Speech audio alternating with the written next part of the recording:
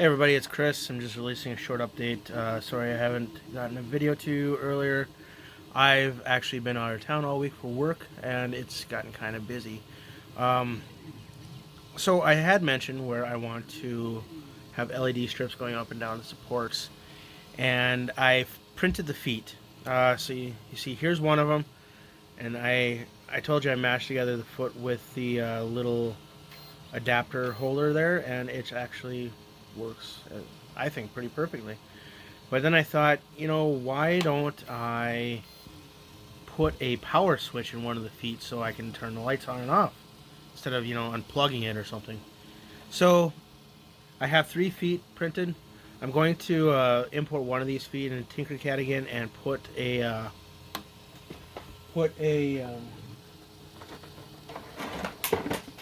put something in there where I can put one of these switches. I just got these off Amazon, pretty cheap, so I think I'm gonna try that, and I'll let you know what happens. But as you can see, I'm printing something. These are crochet hooks for my wife, who has a YouTube channel. She's going to be comparing PLA crochet hooks versus plastic versus wood, such as bamboo, versus metal, and see which one stands up better or something. I don't know. I'm not a crocheter. She is, so I'll let her do her thing.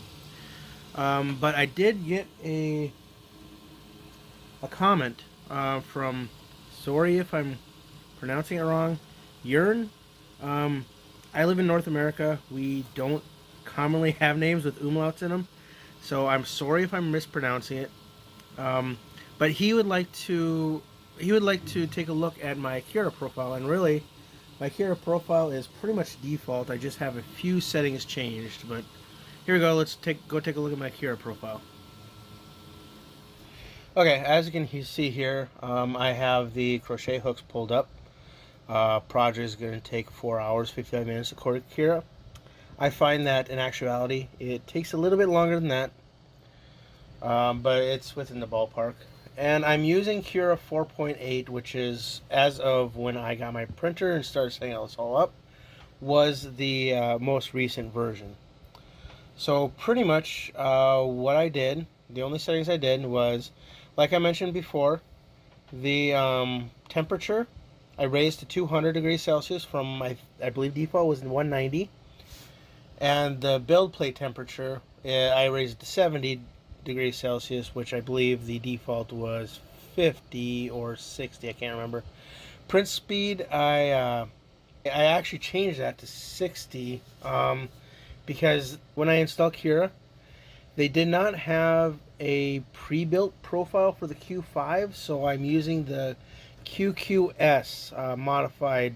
I believe the QQS has a larger build plate. I had to make this 200 millimeters instead of, I don't know, 220 or whatever, because that's the size of the Q5 build plate. Other settings that I've changed are the initial layer print speed and the initial layer travel speed. I can't remember offhand what the default is. I think 60 and 30 or vice versa.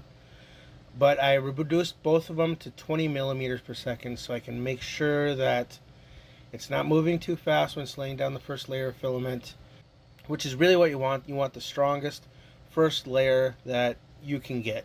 That's one of the most important things to 3D printing. Another setting I have is called ironing. I watched a few YouTube videos and I thought this looked cool. This makes your print kind of look like a professional molded plastic piece. The way you get it is you look up a setting called shell, and then if you click on the gray bar, there's going to be a little sprocket there. Click on the sprocket, type in ironing, and you want to check the ironing setting.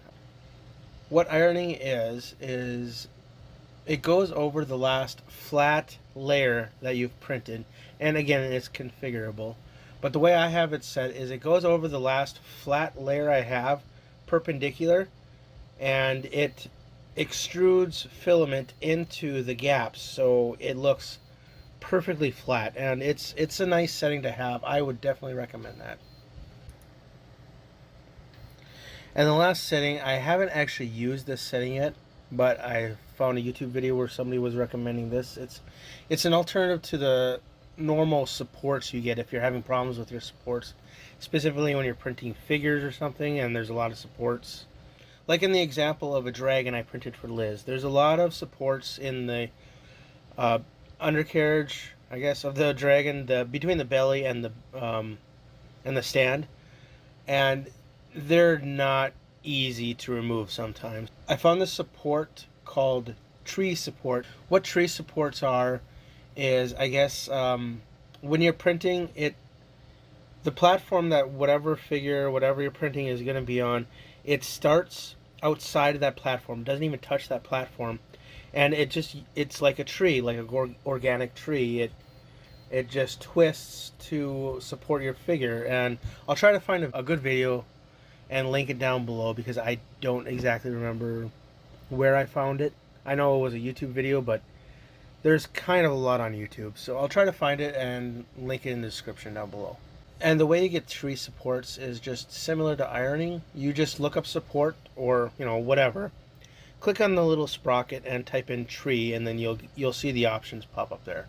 Alright, and that's basically what I have in my Cura profile as far as settings.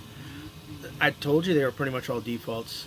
I eventually want to get to the point with 3D printing that I can see something physically wrong with the print. I'm like, I know what that is and I know how to fix it. But unfortunately, I feel like I'm pretty far from that point. So if you guys got any tips for me, as somebody who's pretty new in the world of 3D printing, please comment down below with a link, and I'll be eternally grateful.